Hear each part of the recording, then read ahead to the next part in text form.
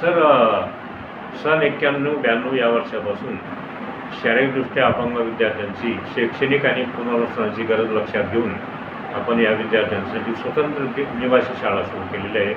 ज्या शाळेमध्ये विद्यार्थ्यांना शिक्षणाबरोबर त्यांचं शारीरिक पुनर्वसनही केलं जातं आणि कोणत्याही त्यांची राहण्याची, जेवण्याची आणि पुनर्वसन सर्व निःशुल्क अशी मोफत सोय करण्यात येते. त्याला शासनाचं अनुदान आहे. आत्तापर्यंत जवळजवळ 92 ते 2025-26 अखेर बहुतांश विद्यार्थी या शाळेमध्ये शिकून अत्यंत चांगल्या प्रकारे वेगवेगळ्या स्वतःच्या पायावर उभे आहेत आणि यांचं फक्त आम्ही शिक्षणच देत नाही, यांचं शारीरिक पुनर्वसन पण करतो.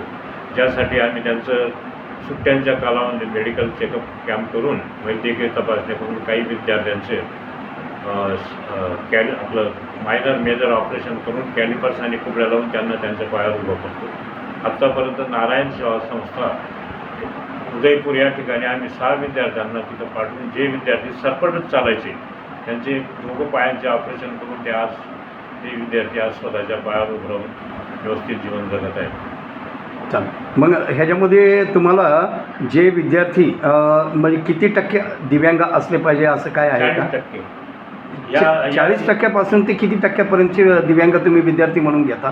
100% म्हणजे 100% तर नसतातच. याच्यामध्ये 75%, 80% असे असतात. 100% म्हणजे तो विद्यार्थी डायरेक्ट मतिमंद याच्यामध्ये चालतो. हो. मग म्हणजे अशा मुलांना आपण सांभाळून त्यांच्याकडून 1 रुपया न घेता निःशुल्क त्यांच्या आणि त्यांना शिक्षण आणि शारीरिक विकास या सगळ्या गोष्टी तुम्ही त्यांच्यासाठी पुरवता.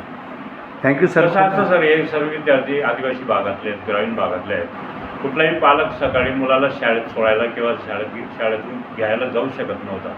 या विद्यार्थ्यांची शिक्षणाची गरज ओळखून आपण ही शाळा सुरू केलेली आहे. कुठल्याही विद्यार्थ्याला मेडिकल एड्स मिळू शकत नव्हते. वैद्यकीय उपचार जे त्यांना आवश्यक असतात ते ग्रामीण भागातले किंवा आदिवासी विद्यार्थ्यांना पूर्णपणे मिळू शकत नव्हते. पण शाळेच्या माध्यमातून दरवर्षी सुट्टीच्या काळामध्ये वैद्यकीय शिबिर लावून त्यांचे मेडिकल चेकअप कॅम्प करून त्यांचे मायनर मेजर ऑपरेशन करून त्यांचं अपंगत्वसुद्धा कमी करण्याचा प्रयत्न या शाळेमाध्यमातून केला जातो आणि त्याचा एक फायदा यांना होतो. खूप खूप धन्यवाद.